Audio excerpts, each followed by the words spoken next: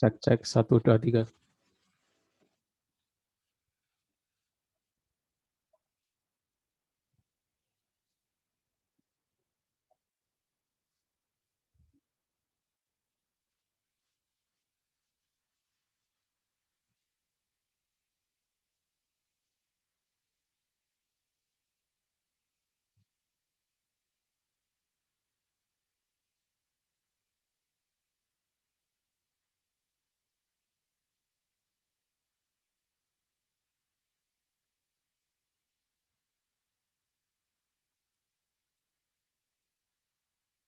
Tes tes 1 2 3. Oke, kita mulai saja perkuliahan kita hari ini. Bismillahirrahmanirrahim. Assalamualaikum warahmatullahi wabarakatuh. Alhamdulillah di hari ini kita dapat melaksanakan perkuliahan kedua mata kuliah pengolahan citra digital. Biasanya saya singkat dengan PCD ya, pengolahan citra digital. Kelas 19F1.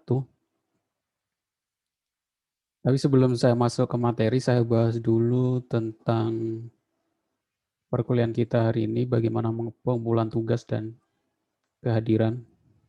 Yang pertama, kehadiran dihitung dari pengumpulan tugas ya. Jadi kalau mengumpulkan tugas, saya anggap hadir. Kalau enggak atau belum mengumpulkan tugas, berarti dianggap belum hadir.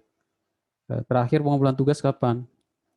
Semua tugas saya, terakhir pengumpulan tugasnya adalah sebelum UTS. Jadi semua tugas sebelum UTS, tengah semester itu terakhir sebelum UTS. Terus setelah UTS, semua tugasnya terakhir sebelum ujian akhir semester atau sebelum ujian UAS. Itu untuk deadline pengumpulan tugas. Setelah itu nggak ada lagi pengumpulan tugas. Nah, untuk pengumpulan tugasnya bagaimana? Pengumpulan tugas nggak melalui e-kampus, tapi melalui Google Drive. Kalian kan sudah masuk ke grup WA mata kuliah ini, sebelum perkuliahan, saya sudah buat schedule untuk reminder perkuliahan, yang di situ ada informasi materi untuk download materi hari ini, terus informasi link untuk melihat rekamannya hari ini, dan informasi form pengumpulan tugas. Di form pengumpulan tugas itu juga saya kasih field untuk memasukkan nomor WA, karena saya sudah buat script untuk tiap pengumpulan tugas di Google Form, nanti akan ada informasi notifikasi ya. Notifikasi dari sistem akan mengirimkan WA ke yang mengumpulkan bahwa informasi bahwa sudah atau pengumpulan tugas sudah diterima, dan ada juga informasi ke saya bahwa nama NIM ini telah mengumpulkan tugas. Nah, pengumpulan tugasnya kalian kumpulkan dalam bentuk dokumen atau PDF dengan Google Drive ya. Dengan Google Drive, terus kalian set Google Drive-nya itu ke link siapa saja yang dapat link. Biar saya juga bisa akses. Kalian bisa lihat PowerPoint saya yang pertama untuk bagaimana mengganti link siapa saja yang dapat lihat ya. Di situ ada contohnya.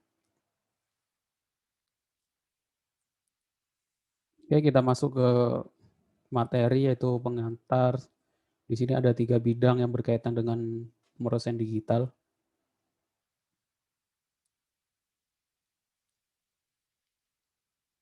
Saya share screen dulu biar lebih besar.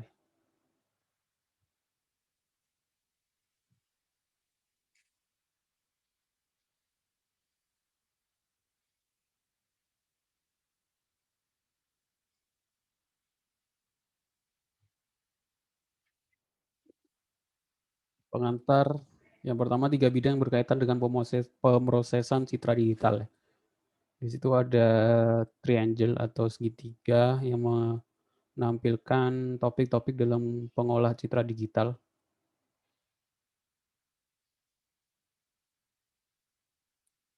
Yang pertama adalah computer graphic, image processing dulu awal. Image processing itu ke computer graphic, terus ke pattern recognition. Pattern recognition itu ya seperti membaca teks, tulisan gitu ya, tanda tangan, objek dan lain-lain. Terus ada artificial intelligence.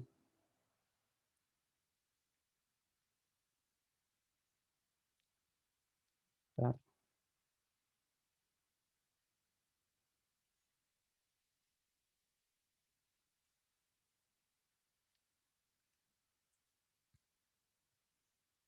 Terus ada computer vision. Itu beberapa bidang dalam pengolahan citra digital ya. Tapi yang bisa kita lakukan, jadi saya harap sih nanti salah satu di antara kelas ini ya ada yang fokus ke pengolahan image processing kalau istilahnya. Nanti kalau bisa ketika semester akhir bisa mengambil tugas akhir atau mengambil skripsi tentang image processing ya, banyak contohnya. Kalian bisa cari referensi di jurnal-jurnal yang topiknya tentang image processing ya. Di situ ada image processing, image analis, dan image coding.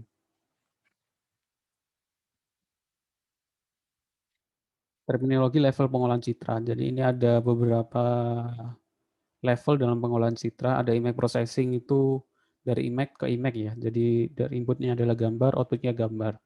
Terus ada image analis, inputnya gambar, outputnya image measurement atau pengukuran ya. Mengetahui apakah ada sel kanker atau yang lain.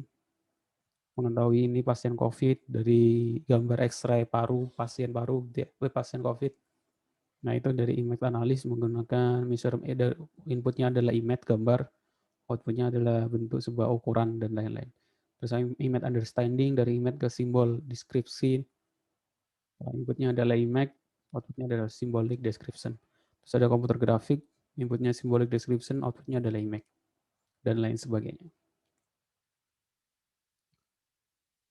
Uh, Aplikasi yang berkembang dalam digital image processing di IP di bidang ada astronomi, ada radiologi, terus CT scan gitu ya, mikroskopi, remote sensing dan lain sebagainya. Radiologi itu seperti rongsen ya. Kalau dulu rongsen itu kita harus bawa gambar atau bawa filmnya gitu ya. Sebenarnya kita sudah bisa diganti dengan digital ya. Kalau bawa film kemana-mana bawa film biasanya kalau ke rumah sakit biasanya ada pasien yang bawa hasil rongsen gitu ya. Sebenarnya itu bisa digantikan dengan digital lebih ringkas dan mudah ya, kalau ketinggalan bisa dikirim lewat email ya, nggak perlu diambil lagi seperti itu, lebih efisien. Salah satu contoh image processing di sini adalah bagaimana memperbaiki sebuah citra atau menghilangkan sebuah noise ya. Istilahnya denoise. Di sebelah kiri itu ada gambar dengan banyak noise, titik putih dan hitam. Di sebelah kanan dengan beberapa implementasi metode menggunakan bahasa pemrograman dan sedikit coding itu kita bisa merubah gambar yang banyak noise-nya menjadi lebih bersih. Nah, kita dari orang IT itu melihatnya dari sisi bagaimana implementasinya, pembuatannya aplikasinya ya. Walaupun seperti ini sudah banyak aplikasi yang sudah banyak digunakan. Kalau kalian mengikuti tutorial-tutorial editing foto sudah banyak tool-tool yang bisa digunakan bagaimana memperbaiki gambar itu ya. Tinggal beberapa klik jadi. Jadi karena kita anak IT ya bukan pemakai ya. Kalau orang lain memakai program, kalau kita bagaimana membuat program membuat gambar menghilangkan noise-nya seperti itu. Jadi kita harus paham prosesnya itu yang berjalan bagaimana. Terus ada enhancement. Enhancement itu memperbaiki gambar ya, memperbaiki kualitas citra. Seperti ini kan bisa dilakukan di Photoshop atau aplikasi editor lainnya gitu ya. Jadi keterangannya, kecerahannya dikurangi, ditambah sehingga nanti hasilnya lebih jelas gitu ya. Nah, di sini kita akan memperkaya gambar itu dengan beberapa coding. Dan untuk itu kita harus mempelajari macam-macam citra itu dan istilah yang dipakai. Apa saja yang harus untuk memperkaya gambar seperti ini tuh yang diperbaiki itu apanya gitu ya. Kita harus tahu. Ini definisi citra digital, sebagian sudah kita bahas di pertemuan sebelumnya. Jadi citra digital merupakan data citra yang merepresentasikan besar intensitas warna dan atau keabuan tiap piksel penyusun citra dalam besaran digital atau biner. Jadi komputer itu membaca citra itu bukan dalam bentuk citra ya, tapi dalam bentuk digital. Angka-angka yang disimpan gitu ya. Datanya disimpan nanti diproses, digambarkan dalam bentuk warna yang akhirnya kalau dijadikan satu menjadi sebuah gambar. Ini ada beberapa alat yang digunakan untuk pengambilan citra ya. Ada kamera digital, kamera konvensional, konverter analog to digital, scanner, CCTV, dan lain-lain.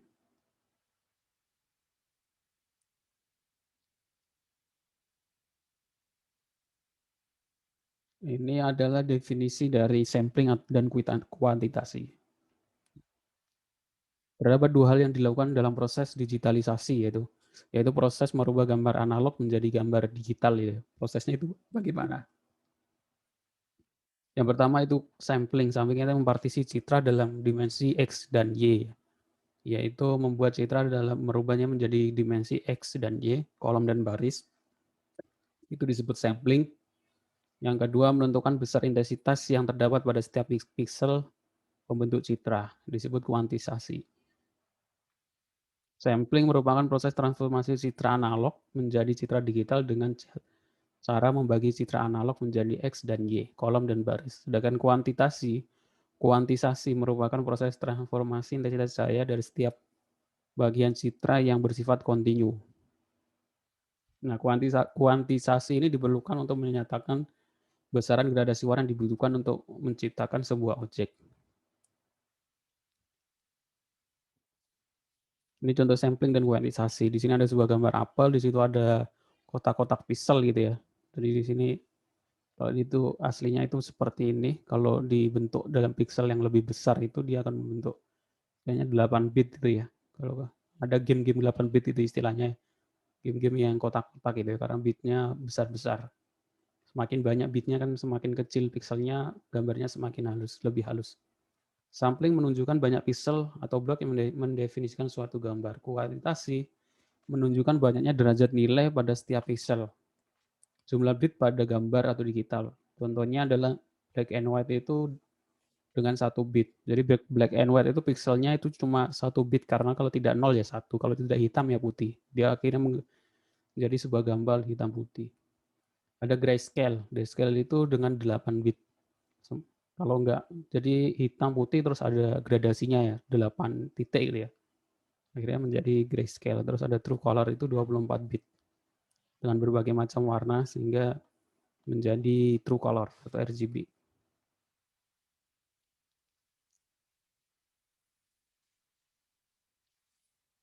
Ada istilahnya resolusi spasial. Contoh citra dengan resolusi 50 dpi yang artinya 1 in terdiri dari 50 pixel per inch ya, dpi.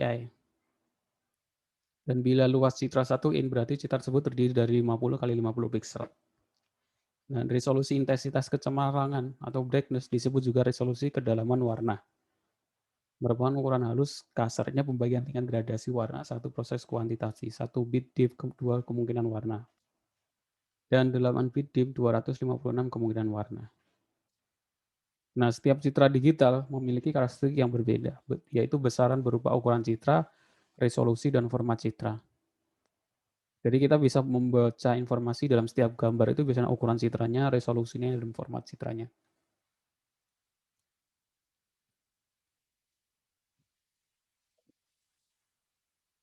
Nah, pengolahan citra merupakan proses yang diterapkan pada suatu citra digital untuk menghasilkan citra digital yang baru.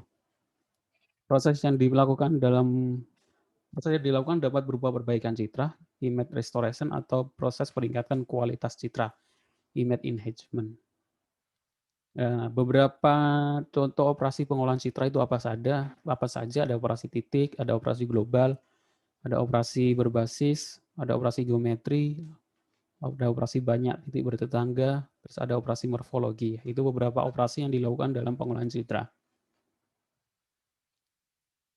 Nah, proses yang dilakukan itu bisa berbuah perbaikan, image restoration, dan proses peningkatan kualitas citra atau image enhancement.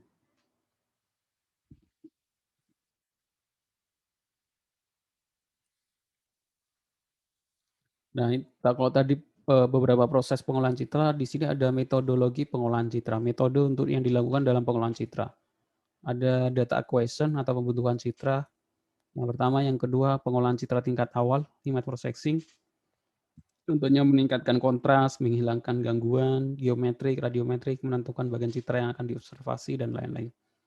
Itu ada segmentasi citra atau image segmentation, dan deteksi sisi atau deteksi tepi, ya, edge detection, melakukan partisi citra melalui wilayah objek internal properties atau menentukan garis batas wilayah objek external shape karakteristik.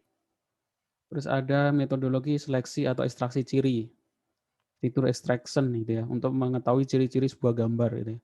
Kalau mengetahui ciri-ciri sebuah objek itu kan mudah itu ya, manusia bisa membaca. Kalau program, contoh membaca ciri, kalau dalam biasanya entitas atau objek dalam pemrograman seperti kucing gitu ya, hewan gitu ya, makanannya rumput, itu ciri ya. Kalau sebuah gambar itu kan cirinya agak susah itu ya. Nah itu biasanya program mengekstraksi cirinya itu dengan nilai-nilai sebuah angka ya. Terus ada interpretasi citra, image interpretation, memberikan arti pada objek yang sudah berhasil dikenali.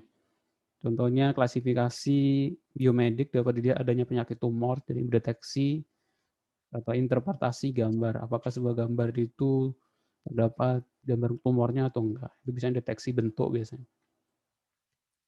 Dan terakhir, penyusunan basis pengetahuan. Basis pengetahuan digunakan sebagai referensi pada proses template matching atau object recognition.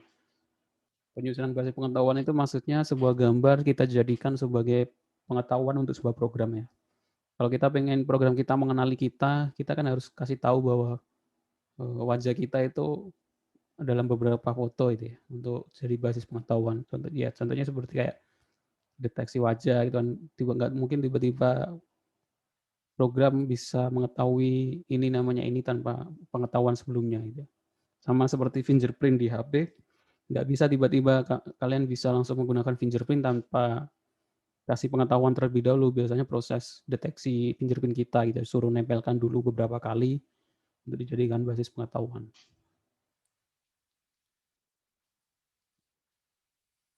Nah, ini pembagian alur diagram metodologi pengolahan citra ya. Ada low level itu yang proses pre-processing, image acquisition, terus intermediate atau yang level menengah, ada segmentation, representation, and deskripsi, terus level itu recognition dan interpretation. Dan itu masing-masing ngambil ke knowledge base atau basis data pengetahuan.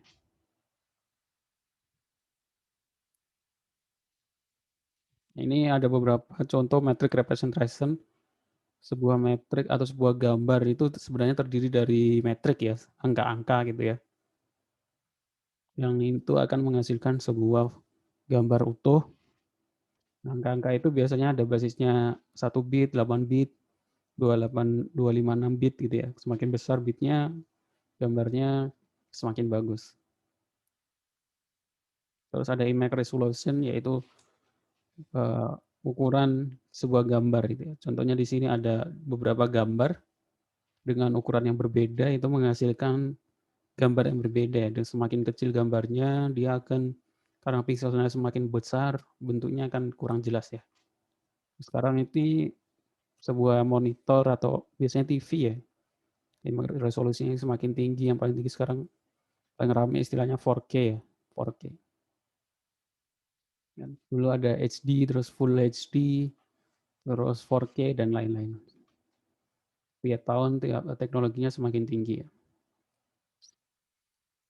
Dari image analysis ada edge detection, deteksi tepi, biasanya ini untuk deteksi bentuk ini ya. Cuma kita pengen membuat program deteksi pintu di sebuah gambar ya. Ya kita nggak bisa langsung melatih program deteksi pintunya seperti ini ya dengan gambar asli gitu ya. Enggak, tapi kita rubah dulu ke gambar hitam putih dengan untuk deteksi tepi ya, sehingga akhirnya ketahuan bentuknya itu kotak itu alias yang jadi jendela atau pintu itu mana saja. Terus ada face deteksi, jadi deteksi wajah itu ada 2 proses ya. Program harus tahu yang bagian wajah itu yang mana, setelah itu program membaca bagian wajah itu di database itu ada nggak namanya itu ya. Ini hanya deteksi bagian wajah itu. Kalau program itu punya pengetahuan, contohnya Facebook ya, Facebook menyimpan data wajah kita ya, biasanya kalau kita ngupload foto bareng-bareng biasanya ada dikasih saran gitu ya, "Oh ini namanya ini," gitu ya. Kemungkinan biasanya kadang 90-80% benar sih ternyata. Jadi kita mengupload foto profil itu sama Facebook dikumpulkan datanya ya, data kita. Itu ketika ada orang lain ngupload kadang kasih saran untuk nge-tag kita gitu. Itu sebenarnya juga melanggar privasi ya, karena itu data-data milik kita. Jadi kalau kita punya HP atau apa itu yang password-nya adalah deteksi wajah, Facebook bisa punya data kita, bisa melakukan untuk membuka itu ya. Terus ada segmentasi, yaitu membagi segmentasi gambar dari beberapa warna. Ini nanti digunakan untuk proses selanjutnya gitu ya. Seperti ini untuk mendeteksi tangan, jadi kita bedakan dulu mana yang tangan, mana yang gelang, mana yang lantai. Biasanya berbasis warna, kayaknya nanti ketahuan. Terus ada image matching, yaitu fingerprint nih. Yang contoh paling nyata ya di HP masing-masing ya menggunakan fingerprint. Jadi sebenarnya fingerprint-nya membaca data kita terus membandingkan di basis pengetahuannya itu ada atau enggak. Makanya kalau udah basah tangan kita biasanya nggak kebaca ya karena nggak sesuai dengan data yang dia simpan. Selanjutnya tipe-tipe dasar citra digital, macam-macam tipe ya. Yang pertama citra digital bertipe biner, kalau nggak 0 ya 1, kalau nggak hitam ya putih, akhirnya nanti gambarnya seperti ini ya. Digunakan untuk mendeteksi sebuah bentuk dan lain-lain sebagainya. Jadi gambar asli dikonvert ke dalam bentuk biner tiap pixelnya. Terus ada citra digital bertipe grayscale.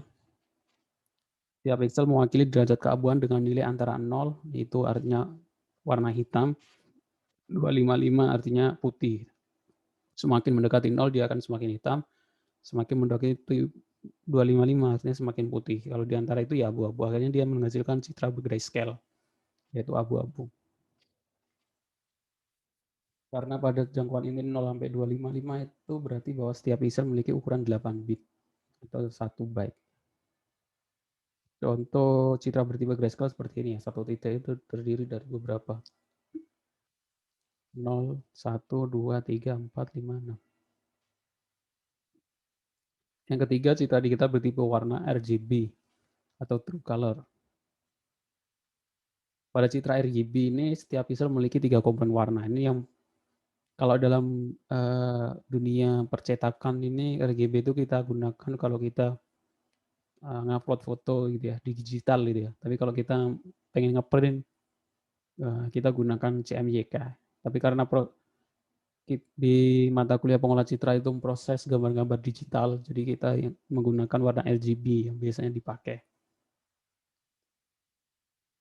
Yang sering edit mungkin tahu ya, RGB dari kode-kodenya itu biasanya kalau kita pengen ngedit di Corel atau Photoshop terus warna yang sama kita hafalin kodenya untuk kita taruh itu ya, desain yang sama, warna yang sama.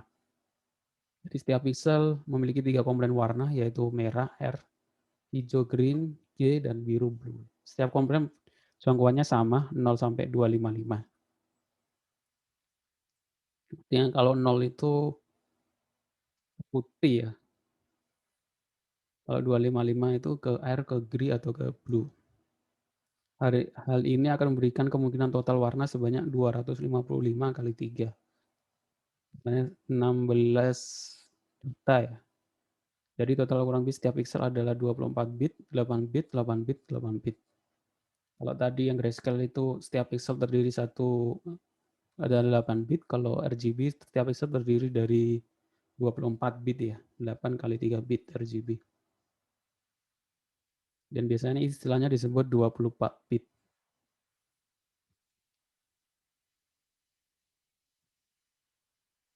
Terus ada istilahnya citra bertipe warna berindeks. Ini sebenarnya jarang digunakan, yang paling sering ya RGB sama grayscale sama black and white ya.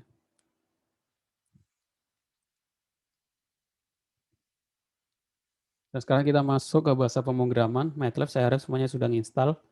Kalau keberatan install MATLAB karena downloadnya juga 7 GB terus komputernya mungkin kurang memadai, kalian bisa ganti ke bahasa pemrograman lain seperti Python, PHP, Java, dan lain sebagainya. Saya sarankan sih Python karena ada library namanya OpenCV yang sangat mirip dengan MATLAB sebenarnya di sintaknya. Ini contoh tampilan MATLAB R2013 sampai R2020 sampai yang sekarang yang terbaru kemungkinan sangat mirip ya. Di sini ada yang satu ada current folder. Jadi seperti IDE program pemrograman yang lain, ada current folder, menu di tengah ini yang kode yang ingin kita tuliskan. Sama dengan yang lain sebenarnya.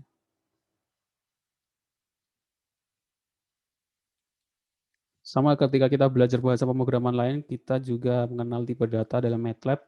Sama hampir mirip dengan bahasa pemrograman lain. Ada integer, long, float, double, long double, char untuk karakter ya. Terus ada tipe array. Di MATLAB kita nggak perlu mendefinisikan array dengan for, i sama dengan ini ya. Kita langsung bisa memasukkan a sama dengan buka siku 13579, dia akan langsung menjadikan output seperti ini. Dan untuk mengakses elemen ketiga, A kurung 3, mengakses elemen kedua sampai keempat, A buka kurung 2.24 ya. Atau untuk sampai terakhir diganti N. Nah perbedaannya kalau di MATLAB ini nggak dimulai dari 0 ya, tapi dimulai dari 1. Jadi kalau di sini kita lihat untuk mengakses elemen ketiga, jadi 1, 2, 3, 5, yang muncul adalah 5. Bukan dimulai dari 0, tapi dimulai dari 1. Saya kasih contoh, saya share dulu, kita buka MATLAB,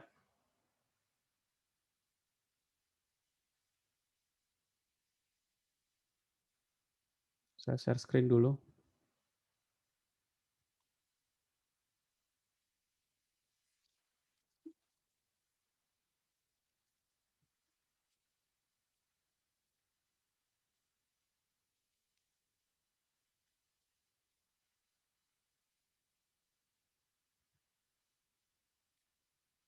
Agak lama loadingnya karena kalau buka laptop dari di awal.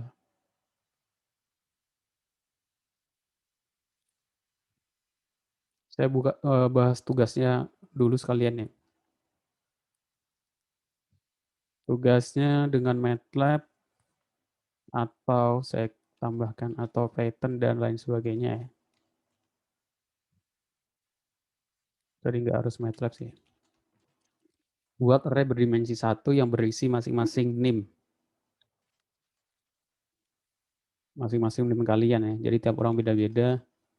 Terus bagaimana caranya balik array itu yang isinya NIM itu ya, balik array yang baru dibuat ya. Jadi arraynya semuanya 3111911 dibalik menjadi 1191113. Bagaimana caranya kalau menggunakan MATLAB yang menggunakan MATLAB, kalau menggunakan Python juga menggunakan Python. Yang kedua, karena kita mata kuliah pengolah citra, kalian harus bisa menampilkan gambar terlebih dahulu ya, sebelum diolah. Tampilkan sebuah gambar dengan MATLAB atau Python. Contohnya bisa dilihat di layar ya, menampilkan gambar dengan MATLAB itu dengan perintah imread, di Python juga sama, pakai OpenCV juga imread. Im itu artinya image ya, image read membaca gambar, nama filenya kita masukkan menjadi variabel A, imso, image A, contohnya adalah contoh JPG, nanti akan muncul gambarnya. Tentunya seperti ini. Materi saya sudah kebuka. Nah, ini MATLAB. Tentunya kita membuat array cara agak loading.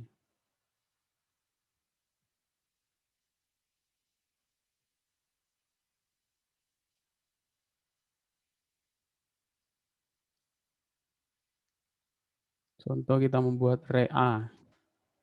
Saya paste saja A sama dengan itu ya. Kalau kita pengen ngakses array ketiga A, buka kurung, array ketiga, enter ya. Kalau ingin perintah menampilkan gambar, kita pakai imread atau image read, buka kurung, alamat emailnya, alamat gambarnya. Kalau di sini karena alamat gambarnya itu di satu folder dengan, oh bentar, ini bukan satu folder. Saya menuju ke user terlebih dahulu.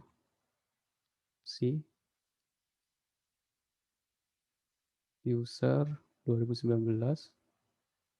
Nah, ini ada gambar contoh.jpg. Saya tulis contoh.jpg ya, karena satu folder. Kalau nggak satu folder, kalian tulis alamatnya dulu ya, semuanya di D dan lain sebagainya. Terus kita tampilkan dengan image show, buka kurung, variabelnya, titik koma, dia akan menampilkan gambar yang kita taruh di folder A. Agak loading sebenarnya, nggak langsung muncul. Nah, ini contohnya seperti itu. Jadi untuk tugas mata kuliah, tugas pertemuan kedua, yaitu menampilkan gambar. Yang pertama adalah membuat array berdimensi 1, isinya name kalian, kemudian balik array tersebut. Terus tugas yang ketiga adalah menampilkan gambar, terserah gambar apa gitu ya. Itu saja. Boleh pakai MATLAB, boleh pakai yang lain. Kalau saya sarankan pakai MATLAB, nanti di pengolahan citra yang lain, karena referensi yang lebih banyak adalah pakai MATLAB. Nah, itu saja untuk pertemuan kita hari ini. Kalau ada yang ditanyakan, silakan nanti boleh ditanya di diskusi di e-kampus atau di grup WhatsApp ya. Buat kelaporan dalam bentuk PDF atau dokumen, upload di Google Drive, linknya kalian kumpulkan di form tugas 2 di website saya, atau link yang saya kirimkan di WA sebelum perkuliahan. Itu saja, terima kasih atas perhatiannya. Saya akhiri, Assalamualaikum warahmatullahi wabarakatuh.